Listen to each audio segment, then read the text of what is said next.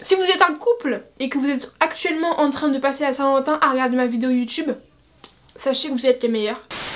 Personnellement, je vais me faire un petit marathon Harry Potter, je pense. Ouais, c'est une bonne idée. 1, 2, 3, fuck it.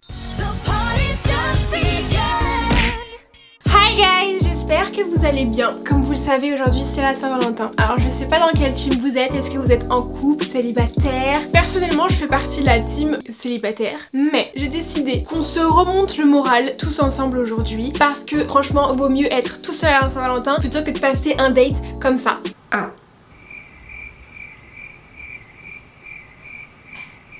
C'est intéressant, dis donc. Ouais, carrément. Nice. Même si en soi il n'y a aucun souci à être seule à la Saint-Valentin, des fois ça peut donner un petit coup de blues, je le conçois. Et c'est pour ça qu'aujourd'hui je vais lire vos pires dates. Donc tout le monde sait que déjà pour remonter le moral, la meilleure solution c'est la bouffe. Donc c'est pour ça que j'ai commandé McDo. Ça les gars, vraiment c'est mieux que tous les cadeaux de Saint-Valentin, toutes les bagues, toutes les fleurs. Et bien évidemment team frites avec sauce pomme frites. Donc voilà, je suis prête à lire vos pires dates. Donc on a un premier témoignage qui nous dit: j'ai voulu frauder en sautant les tourniquets et je suis tombée devant elle.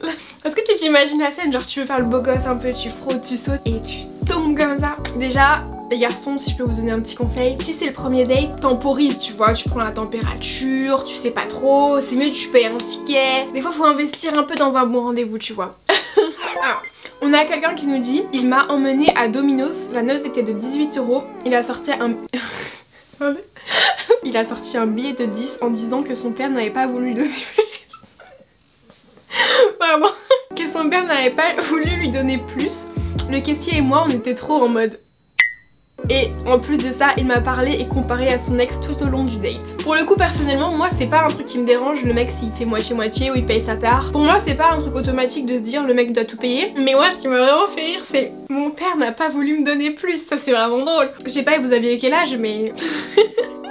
On a un autre témoignage qui nous dit: le mec a ramené sa meilleure amie qui était en fait son ex. Entre parenthèses, très canon. Ça horrible, ça m'est déjà arrivé aussi une fois. Bon je vous raconte ça, c'est un de mes pires dates aussi. Donc j'étais avec mon copain de l'époque, petite journée entre amoureux et tout. Et on arrive dans le fast food, on va pour prendre notre commande. Et là je vois une meuf, mais un canon. J'ai flashé sur elle, genre je la trouvais trop belle. Et moi je suis un peu un bébé, c'est-à-dire quand je trouve une fille trop belle, je suis directement en mode admiration. Genre waouh elle est trop belle. Elle était en mode cismé, braids et tout, un bête de maquillage. Le mec était aussi hyper stylé, enfin franchement couple de post-bad de ouf. Et je dis à mon copain: oh regarde la meuf elle est trop belle là-bas. En général je pouvais lui dire: oh regarde la fille elle est trop belle là-bas nan, et il allait me dire: ah ouais j'avoue, ou non c'est pas trop mon style, tu vois. Mais là à ce moment là quand je lui dis ça, il bug, genre visage fermé, genre j'ai plus envie de te parler, je comprends pas et tout. Et moi du coup vraiment bébé comme je suis à fond sur elle, j'arrête pas de lui faire des sourires et tout en mode t'es trop belle tu vois. Et elle vénère, elle me regarde genre en mode tu veux quoi en fait. Il me dit: vas-y on s'assoit dehors. Bon il faisait beau donc je dis rien tu vois. Et moi j'étais encore à fond sur elle, j'arrêtais pas de lui dire oh elle est trop belle la meuf, franchement j'adore son maquillage et tout. Et du coup il me regarde et me dit: bon je t'avoue que elle c'est mon ex. Et là c'était hyper gênant. Et du coup pendant tout le date c'était hyper froid. Du coup voilà, date extrêmement gênant. Il y a quelqu'un qui nous dit: j'arrive, je vois la meuf au loin, elle est pas comme sur les photos, je pars. Alors ça c'est pas très sympa déjà. Moi je trouve qu'on devrait tous savoir que Insta n'est pas la vraie vie. Je trouve qu'on devrait normaliser le fait qu'on ressemble pas à nos photos Insta en fait. C'est logique, personne ne ressemble à ses photos puisque une photo par définition c'est un moment figé dans le temps. Il y a le filtre de la caméra, donc il y a l'angle, il y a la luminosité, il y a plein de choses et il y a bien évidemment en plus de ça les retouches. Donc je trouve qu'on devrait tous savoir qu'on ne ressemble pas aux photos Insta et c'est normal. Ça se fait pas la pauvre. On m'a dit c'était court, il est jamais venu. Ça c'est horrible mais je suis un peu comme ça aussi quand je panique trop et tout. Bah je mets des plans. Mais après je préviens tu vois, je fais genre non mais je me sens pas bien.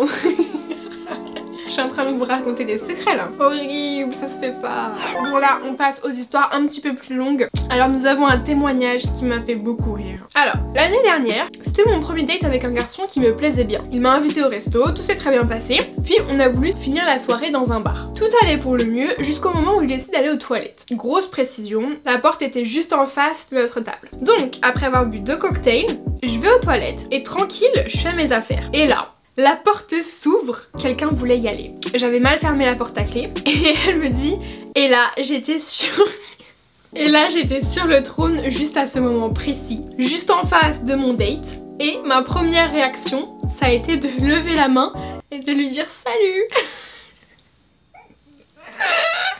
Je voulais plus sortir après ça, on n'en a jamais reparlé, mais c'était si gênant. Moi j'imagine vraiment la situation, ça devait être si drôle. À mon avis le fait de ne pas en avoir reparlé ça a créé une gêne, alors que si vous en aviez rigolé directement après peut-être ça serait passé mais... Alors cette histoire là aussi elle est hardcore. Mon pire date c'était avec une meuf rencontrée à l'anniversaire d'une pote. On est parti au ciné où j'ai laissé choisir le film. Ce date devait officialiser notre relation car tout se passait bien en message et en appel. En message et en appel, si ça se passe bien, en général quand tu rencontres la personne, t'attends quand même beaucoup de cette rencontre, tu vois. Au moment où on se capte, devant le ciné, je la trouve pâle. Je lui demande si ça va et elle me dit oui t'inquiète. J'ai juste un petit peu chaud. Avoir chaud alors que c'est en hiver, ouais. Bref, on se pose, on regarde le film et au bout de 30 minutes, j'entends un paix venant d'elle. Bon, moi ça me fait plus rire qu'autre chose. Puis vient une odeur.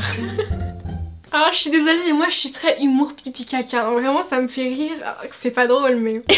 Donc puis vient une odeur, mais une odeur qui reste pendant plusieurs minutes. C'était pas une odeur de paix mais vraiment une odeur de caca. Je me dis que non, elle s'est quand même pas fait caca dessus. Je lui demande donc si ça va, elle m'avoue que non. Elle était tellement stressée par l'idée qu'on officialise la chose qu'elle a eu la diarrhée. Elle a voulu faire un silencieux mais elle s'est dessus. La pauvre! Tétanisée par la honte, elle a pas voulu s'enfuir. Au moment où elle a eu fini de me dire ça, je me suis levée et je suis partie sans dire un mot pour rentrer chez moi. Dans le train, j'ai eu un fou rire compulsif et je lui ai dit que ça pouvait pas le faire entre nous et voilà. Franchement, je crois que ça c'est la pire histoire. C'est vraiment horrible. Comme quoi les gars, vous voyez, on est mieux là dans notre chambre avec notre McDo que elle à sa place dans un date, tu vois. Oh non, cette histoire m'a mise mal là. On a une autre histoire qui nous dit: à une soirée, j'ai rencontré un pote de mon frère. On s'est super bien entendu. Après notre rencontre, on a continué à parler par message. On s'est revus dans des bars, etc. C'était vraiment la belle vie. Ouais, c'était cool à cette époque là, on pouvait aller dans les bars, restos, ciné, la purée. Et un soir, il me propose de venir dormir chez lui. Du coup, j'y vais. Durant la soirée, on fait tchoukou tchoukou. Et juste après ça, on se met à parler dans le lit et je lui demande: ça te dit qu'on fasse une sortie ensemble ce week-end? Et il me répond: non désolé, il y a ma copine qui me rend visite ce week-end. Bref, le mec m'a fait croire à une relation possible, on a couché ensemble et finalement j'apprends qu'il a une copine. Lol. Non mais franchement, il faut... Non, je comprends pas. Non, je comprends pas. Comme quoi, vous voyez, il vaut mieux être seule que mal accompagnée. Franchement, c'est une phrase hyper bateau, mais c'est si vrai. Il vaut mieux être seule qu'avec des gens comme ça. Franchement, non. Voilà, moi ça m'a remonté le moral, là je me dis en vrai non mais je suis très bien toute seule. Voilà, je pense qu'on a eu assez d'anecdotes pour se rendre compte qu'on n'est pas si mal en fin de compte. J'espère que ça vous a plu, j'espère que ça vous a remonté le moral, j'espère que personne, vraiment personne ne se sent pas bien d'être tout seul aujourd'hui. Je l'espère du plus profond de mon cœur. Moi je vous envoie que du love. En attendant une prochaine vidéo, je vous fais plein de bisous, portez-vous bien, bye.